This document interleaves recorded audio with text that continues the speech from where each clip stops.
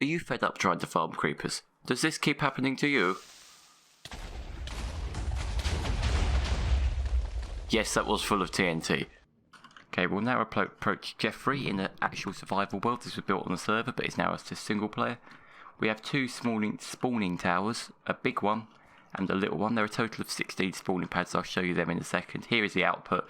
All it is they get pushed up these towers, dropped down here. There's a water source up there, the soul sand at the bottom. Eventually they will learn English. They get pushed over and they just go 23 blocks down onto here, making them a 1, possibly 2 hit kill. You can do it like that, or you can just use a sword just to get the sweep on them and kill all of them. And it's just a very simple redstone system with sorting behind here. Now I'm just going to pop in and show you the spawning pads. This is the original one I built. It is a bit laggy though, this design. Pouring water over the pads. There's a water source there, 7 blocks to here, then it falls off and runs 8 blocks out to here and just drops them all down to the side into another water stream. This is one that I've essentially built earlier just to show you the workings, and then I'll show you how to build them. So each layer looks like this from above. I box these in.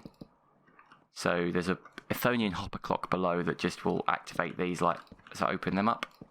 And then the water flows out and then it will activate again to put them back. But without further ado, let's show you how to build Geoff. Right, you're going to start with a 33 by 33 cross. Okay, so I've built myself a 33 by 33 cross. If it's easier, the other way to do it is to take this middle block here and dig it out and then just dig 16 by 16 by 16 by 16, 16 on each thing. Now what you need to do is connect them up like this. So just put a diagonal between them. Final block should jut out. Okay, so now I've dug this out, what you need to do at this point is pick which side you want your mobs to come out of. I'm going to push mine out, let's push them out this side because there's more room. So what you want to do now is they're coming out this side, is fill back in this one block on each side that isn't opposite the side you want to come out. You don't actually need to do this, you can put your water source here, but I like to put mine back in the wall and let it flow out. Now you have to start digging this down, but you don't want to dig out everything. I'm going to dig this top layer off, then I'll show you. Okay, so we're ready to dig our hole. I've dug it one block down to make it easier to see.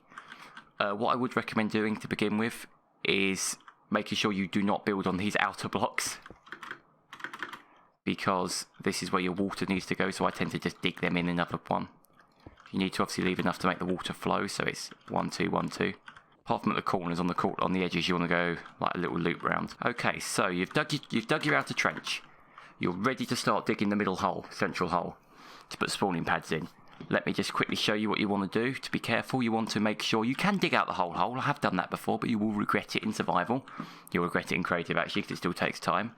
Your spawning pads want to end up looking like this. So you've got the ring of the outside for your tunnel, not your tunnel, your water path. Then you want 8 blocks from, like, take one of the edge pieces here that sticks out the most. You want 8 blocks at whatever level you're working at. Then 1 block up, you want 15 across. Then you want 1 block down, another 8 on the other side, and then go back to your channel. Okay, so you've dug out your spawning pad. You want to just keep doing this and just leave 3 blocks between them. So your next spawning pad would go here, like this. Obviously you wouldn't be building this in, you'd just be not digging it out. So you just literally just redo that on every layer. You want this bottom spawning pad to be around y equals 20. I know it isn't because I'm in the testing world. Just pretend. Use your imagination. We're at y equals 20. Mind tricks don't work on YouTube. Only likes?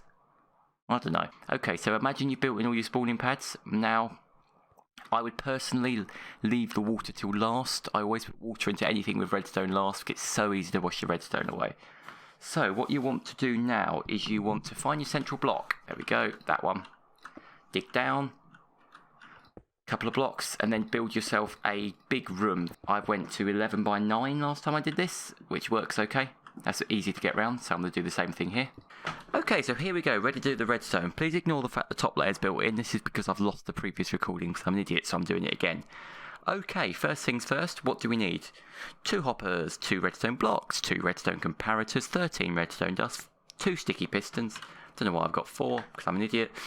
Some building materials, 4 redstone torches minimum. You can bring more and just build the torch towers in now, and there's roughly a stack of blocks to put in your Athonian hopper clock. You can add up to 5 stacks, I believe. It will just slow it down. Okay, right. So Athonian hopper clock. Find the middle block. Run out to the run down the long way to the wall. Put a block in. Run a hopper into that block like this. Then run a hopper back. Comparator each end. Block at each end of the comparators. Block. Redstone dust running out of that block like that. Stick your piston on each one facing central, put a redstone block down, and then in the other hopper put your materials. I'm going to just put in, just say 4 granite, just so we can see it running quickly. And I'm going to fill it up just to slow it down. Okay, now we need to transmit this signal up. Take your central block, which is here, go out 1 block on the diagonal, on the second block put down a block for your torch tower. Same on all of them, which you can also do by just putting 3 blocks between them and building a square. Torch on the top of each block. Now, to avoid having to use repeaters, I do this quite weird pattern where you go bum bum bum bum bum bum. You could always put repeaters in, like run a straight line down the middle, but I like to do this. There you go. Now when that triggers, which I'll just speed up, it will turn these torches off. Now all we need to do is build a simple redstone torch tower, which is literally built like this. I'm going to fly around to the top. This is pre-built because I'm an idiot. You go torch, block, torch, block, torch, block, all the way up. Alright, that will now work once we've filled these in so it doesn't flood. Quick. You shouldn't have any water in it before you've done these redstone. So now for each layers, bare minimum, you're going to want about 32 building blocks, some water. You only really need 4 redstone torches. I've brought 8 because my plan is to put another layer on top afterwards, but you only actually need 4, so let's dump 4 away, and 4 sticky pistons. Okay, block in the centre. Next, and then you want to put a block on each diagonal, and bring these out to where the torches sit, like so. So you should end up with something that looks a bit like that. It looks like, not a bit like a target. Now, I would now bring the torches up like this. This block will be powered by the torch or dispowered. Then we're going to pop a torch on all of them just so we know which block's right. Now, look at this, and then you want to put these in a ring pattern like this. So you've all facing in, because these will block the water source. They want to look a bit like that from above, because if you did it wrong, what you'd end up with is something like this, which, very nice, but this water source is never going to get turned on and off. Now pop a block on the end, like this, like this, like this, and like this. And that's really all you need, to be honest. That's not even the full 32 blocks, because I do also like to block these up, which uses up the rest of my 32 blocks if I was in survival, but I'm not, I'm in creative. Then it's probably optimal. That's the bare minimum you need. I would come back and refill and fill in these as well, because no water's ever going to wash them off, so you could just get mobs sheltering there. And then I would also build up 3 blocks just to stop mobs getting on top of this redstone structure and not getting washed off. And while you're there, in terms of things that are probably nice to have, put a torch on the middle. There you go. Now when that cycles, it will wash out. Now to continue up to later layers, all you do is you build up. This is the 3 blocks apart, so this is where your next layer would be normally, where this sandstone layer is. So you just put a torch there, that, and literally copy exactly what we just did onto the next layer.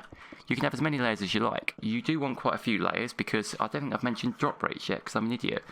I had the one on the server I showed you at the beginning is a 16 pad design, so 16 of these, and that produced 330 drops per hour on average, which is roughly 20.6 per pad. Let's quickly show you what I would do to build the tower. I've showed, not the tower, the outside ring of water. What you do is you take the side you want to, this should be the pointy end, which is here, which is where I put my water, and you just run a water trail all the way around the outside. So every time it stops, just dig it in to make sure it gets all the way to the outside. Don't dig that in, you idiot. Okay, so here we are. We're at the end of where you want to build your mob up. This is the mob upper. They will drop down here and get whooshed all the way around to here, because I'll just show you how you build it. So you drop it down. I like to go about 3 blocks. Punch the bottom floor in here. Put in a fence post. Then pop a soul sand there. This is where your water column will go up, so punch a hole in the back there, just there, and then you want to put 2 signs here and here, then fill it with the water. Soul sand will push you up. You can also just fill this from the top and then put some kelp in it. And bish bash bosh, 1 mob farm. I hope that made sense. If it didn't, I apologise. Hope it works for you if you decide to build it. Thank you very much for watching. It's goodbye from me, and I'll see you next time. Bye. Fall in. If I pretend I'm a mob, not pressing anything. This won't kill me actually. They get pushed along. It is all dark in here. I just have night vision on, and you just fall down this hole.